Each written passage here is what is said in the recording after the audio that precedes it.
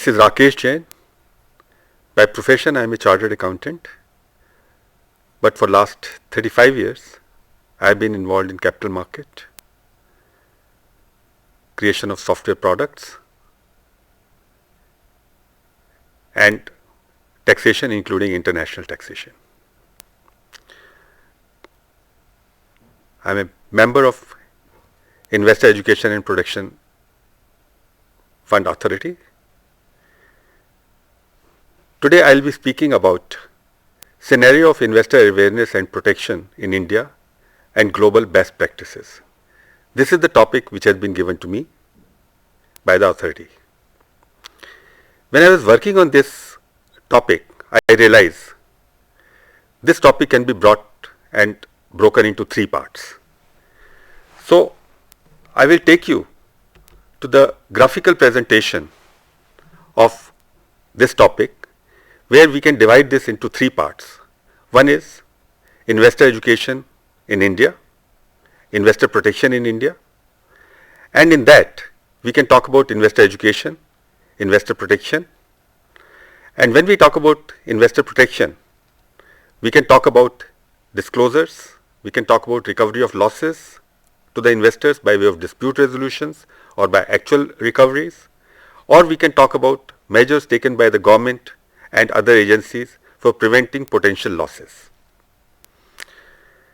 When we talk about best practices which are there in the globe, I have seen a study and study paper conducted by OECD and INEF, their department which is dealing with investor education.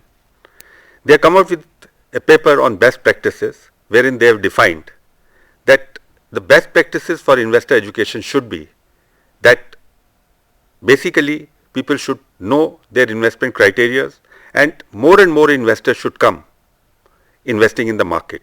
So the education should be such where people build confidence and they start investing more in the country.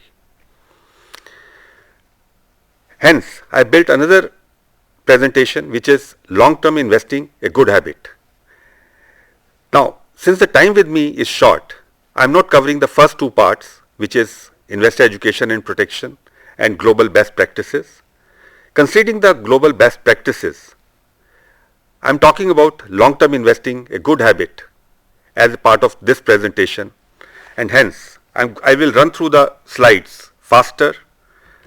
Like we are talking about various agencies involved in investor education and awareness programs, which could be Ministry of Corporate Affairs, Security Exchange Board of India, stock exchanges, NSEs, BSE, etc., Reserve Bank of India, various institutes like Institute of Chartered Accountants, Institute of Company Secretaries, various associations like AMFI, ENMI, besides various providers of services like mutual funds, brokers, are also giving investor education in many ways. Various topics on which investor education presently being provided are like unrealistic high return, so that people do not get duped from the assurance from people for high returns, trading only through SEBI registered and recognized brokers, and things like that. Besides, the various laws have been introduced where compulsory information need to be disclosed to the investors at large. Very noteworthy in this to mention is the quarterly disclosures which need to be given by every listed company about their performances, about their results, about their guidance in case they want to talk about it, otherwise they can give a confirmation that they do not provide any guidance, and things like that. Besides, insider trading is an important part, and hence any trading done by promoters or key employees, directors need to be informed to the stock exchange and need to come on the site and becomes a public information. Shareholding pattern, etc. need to be disclosed every quarter, which again becomes part of the public domain, and the objective is that persons or investors who are taking decisions should take decisions based on data, information, and this information is available to public at large, and no such information should get restricted in some specific hands. Besides, on prospectus and all, there are detailed guidelines of disclosures which has been provided in law, and that gives a lot of information to investor to read and to know about the company in which they intend to invest. Besides, there are various mechanisms which have been introduced for dispute resolutions, which have been provided by SEBI, by stock exchange, and by various agencies. The objective is that if there is anything where investor is not happy, he can go complain, and there is a dispute resolution mechanism which has been well spelled out. Ministry of Corporate Affairs have specifically talked about IPF, which is a preventive in nature, where, see, in the past what has been happening, that dividends, shares, interests, etc. have been lying long with the company, and that was leading at times of manipulation and frauds by the insiders or by some concerned parties. So now the law has been made that anything which is over 7 years has to be transferred to IPF, and by this process the potential loss has been eliminated. When we talk about best global practices, Organization for Economic Cooperation and Development along with G20 has made out a study sometime in 2017 where they have come out with the best practices for investor education and awareness and protection. I'll just talk 1 minute for OECD. OECD is basically a group of 37 member countries. India is a part of that. India joined OECD in 2001, while India joined G20 in 1999. OECD has a division which is International Network on Financial Education, which focuses on investor education to eliminate barriers preventing individuals and households from investing for long term, participating in financial markets and achieving financial well-being while seeking behavioral change. Now, the table of content of this 2017 papers basically talks about relevance of investor education, talks about the current pattern of participation in capital market, and according to them, approximately 68% of the global community, the sample they have selected, still invest in real estates and gold. So that means the penetration to capital market is very, very less. They have talked about policy and corporate responses to support investors' participation in capital market, a policy framework for investor education,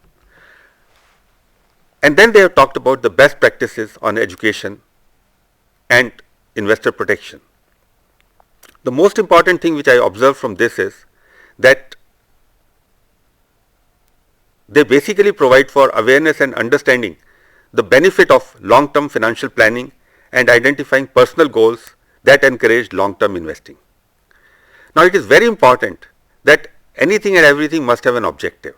If we are talking about investor awareness and protection, the objective is that investors are well aware of the facts, and protection gives them the confidence that the markets are safe and it will stay for long.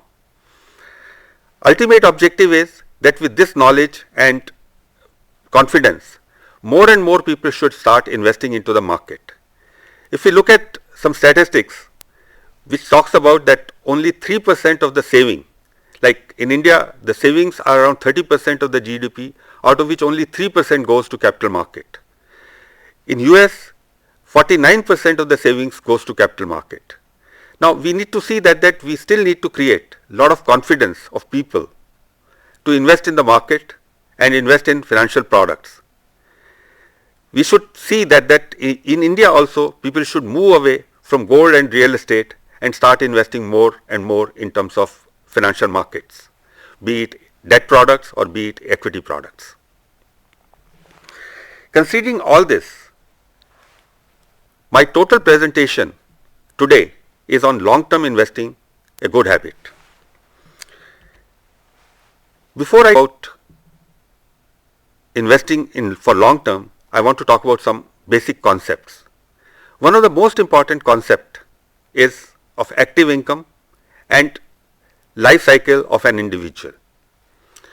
See, a corporate can sustain life for any number of years, 100 years, 200 years, 300 years, while human life has a cycle. And in that cycle, there is a time when the capacity and the dynamism of the person is higher, and as the age goes on, it keeps on coming down. And generally after 60, it comes down and people get retired and they want to have less energies. The point I am trying to make is that there is certain time when incomes can be more. Around 20, 25 when you start jobs, your income is more, your expenses are less. As you grow, your income grows, but your expenses also grows because you have family to support, you have education of children, and you have various other expenses. Plus, I still remember when I was 20, one of my friends who was around 40, he said, Rakesh, after 45 the medical bills goes up substantially. And I think everybody will realize that after 50, 55, the expense on medical goes up tremendously. And hence, at a later date, the expense nature changes and expenses increases while income decreases. Hence, the other part to understand is the concept of passive income. The concept of passive income basically reflect that you are having income even if you are not working. Now, this sounds very interesting and very good to hear, but for that also one has to work. One has to put investments in place, one has to have knowledge, one has to have put certain things in such a way that even if you are not working, it is giving you return. It is not destroying the capital. Some of the people who have talked about the concept of passive income, and I will quote Warren Buffett for that. It says that if you do not have a way to make money while you are sleeping, you will work till you die. Now the message is very clear to all investors, all the persons at large, particularly the youngsters, that you need to put your money to earn something for you, otherwise you will have to work till you die. It is very important that to maintain the same lifestyle which you have been maintaining now, even after your retirement, you may not have that capacity to work, you must ensure that you have a passive income.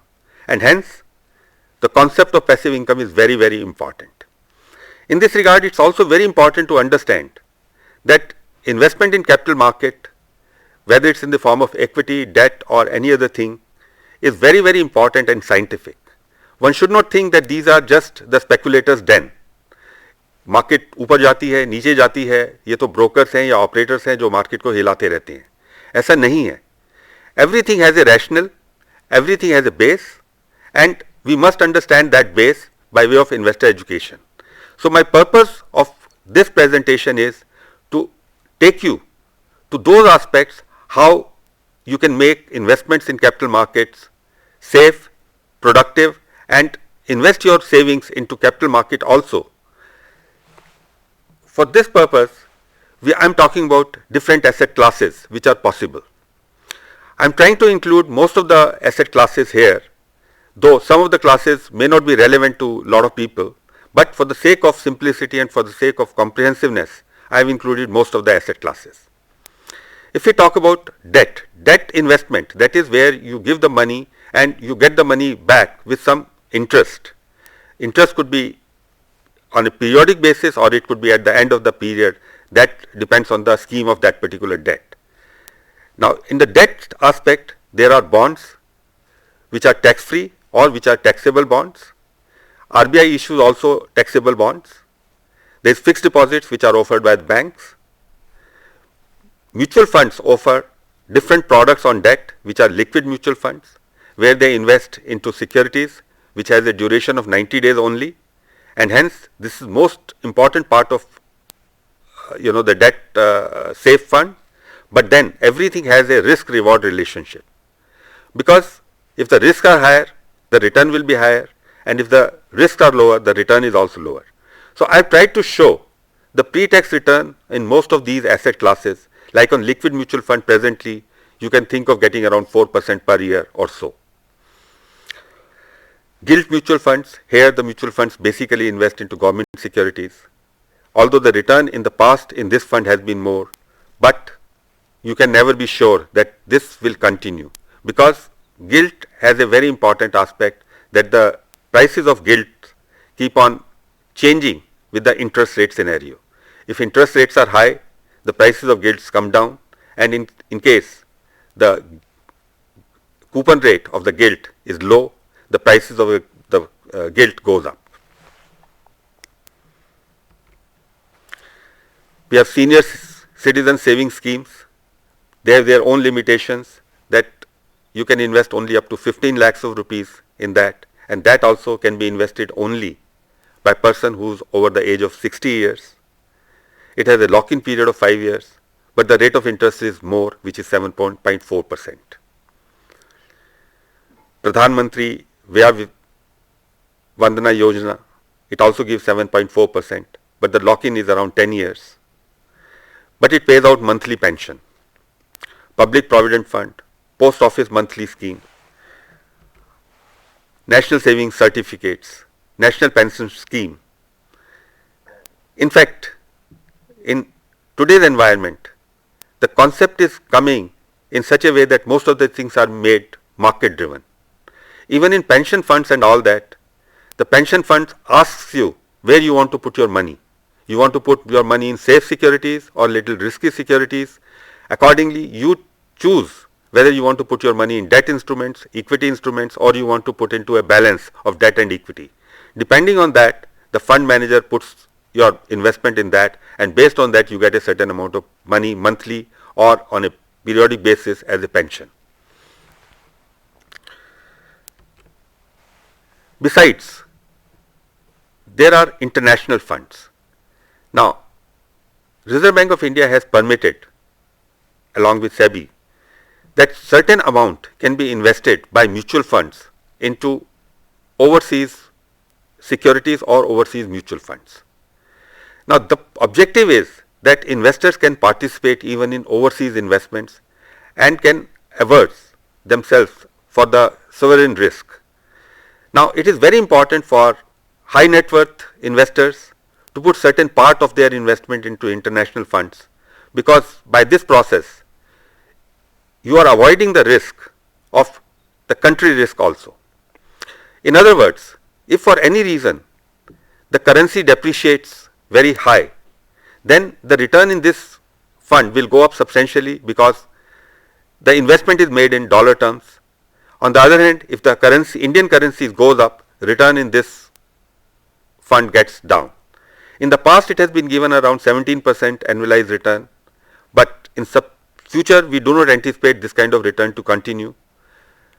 Last 3-4 years, US markets have done very well. Even currency has fallen from around 68.5 to around 73 rupees or so. So the impact of that has resulted into a better return of this fund. Gold.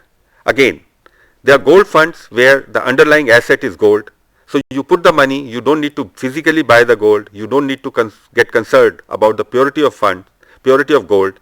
These various funds buy physical gold to that extent, and since last 2 years gold prices have gone up substantially. Again, this has given good return.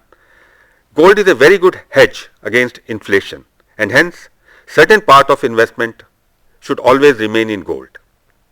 Then there are hybrid funds like balance funds.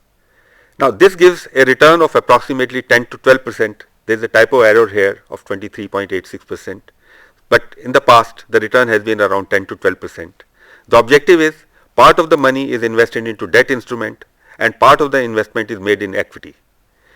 We generally find that the debt portion of investment in balance funds is not very quality oriented fund, and hence sometimes we dissuade particularly the large investor, and we try to create their own balance fund by investing and creating ratios of debt and equity in their own specific case.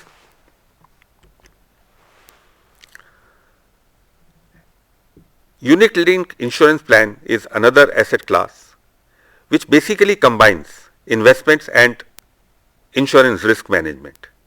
Effectively, if you see, it is nothing that you collect the money from investor, take some part, spend some part in taking his life insurance, term insurance, and then spend rest of the money in investments in various mutual funds or in equity or in debt, and based on that you assure them certain amount of return. When I use the word assure, means you guide certain amount of because assured returns are not permissible in specific, until and unless it is capital protected funds or something like that, which are nothing but structuring of the funds, structuring of the product, and if one gets into the detail of that, one can find out it's not a magic, there are no magic in that. Another asset class could be equity. Equity could be invested directly into the market, or it could be equity mutual funds, that is equity investments done by professionals through the mutual fund route. For beginners and for initial investors, my advice is don't get into direct investment. Instead of that, get through professional investors, which is mutual funds, or could be through portfolio managers, or could be through investment advisors. Things like future end options, F&O, etc. is nothing but investment in capital market with leveraging, because you only pay a small margin and can do larger trading. That means with the same amount of investment, say of a lakh of rupees, you can do investment of around 5 lakhs of rupees. But in case you incur losses, or suppose your loss becomes 20-25%, your whole capital may get evaporated. Hence, to new investor, my advice is do not get greedy and do not get involved into future end options. Now, in this slide, we have talked about the pros and cons of different asset classes. Since we are talking about different asset classes, pros and cons, I am not running each and every one, except I will talk about property. Property has its own advantages, that it is real, it is visible, it at times appreciate in value, and you can also get rental income from that. But it has its own disadvantages. It's very less liquid, it's difficult to manage, it has its own issues. Investment size generally is larger. The duration of maintenance of property is much larger. Further, the rental income generally is 2 to 3% of the property value. Hence, it's not a very effective way of investing. Property generally we recommend should be taken only for self-use. I'm not going ahead with most of the things because time is short and I have to complete this presentation in next 5 minutes. I will just add one more important aspect, that income tax is a very important aspect of investing. Finally, investing has one important thing, that you get return out of that. Return is always post-tax return. Now, we have to understand only one concept in this, that there are certain asset classes where income gets accrued on annual basis, and hence tax also need to get paid on annual basis, whether you receive the income, whether you enjoy that income or not. Like take the case of fixed deposit. Your fixed deposits can keep on increasing every year and you have to pay tax even if you are not withdrawing the fixed deposit. Whereas there are certain asset classes where you can pay capital gain, that is you can pay tax only when you book the income, when you use the income. In other words, suppose you have invested in equity and you have not sold the shares and your shares have gone 10 times, even then you don't pay any tax. You only pay tax in the year in which you sell and you book the capital gain.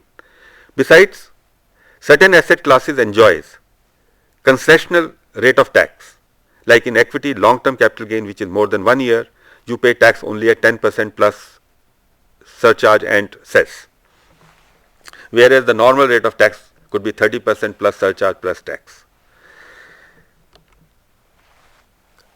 We have realized in our experience and with the past thing, and I will try to explain it in a very short way, that equity is one of the best asset class if you are talking about 5 to 10 years investment. 5 to 10 years investment, we have seen that, I will show you this with this slide. If you would notice, we have seen that individual years, various index or stock market has performed negative as well as given good return. Like if you see 2015-16, Nifty was down by 8.9% in a year. But in 2020 till 25th January 21, it was up by 65.6%.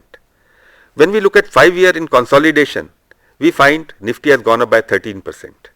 10 year 8.7% CAGR. 15 years 11.4% CAGR. That means the moment the number of year increases, you get into the total. Now, same way you can see the things with the certain funds, and the same way you can see the things in certain specific stocks. It is very important to understand that investment in market is a science, and basically, like when we have been student of economics in our graduation and all, we were being told that stock market index is barometer of the health of the economy. In other words, if the economy is doing well, your investment in capital market will also do well. This aspect has been covered by us in this slide, where we have tried to define the Nifty level, we have defined the GDP growth, we have defined the consumer price index, and we have defined the dividend yield which investors have been getting. See, I have been now being directed to finish up the things, maybe another last 30 minutes, 30 seconds or so. So I will just simply say that this correlation need to be understood. In an economy like India, which is growing by 12 to 13%, and if by good knowledge you can create an alpha of 2 to 3%, making a 15% return on equity market is very well understandable. And hence, from long term point of view, it is very important to invest in capital market, in investment. It helps in even nation building. With this, I think I will conclude that investment for long term is a good habit. Please understand the risks associated with investments and see that you invest for long term and ensure a good return on this. With this, I will thank you and thank you for your patience listening. Thanks again.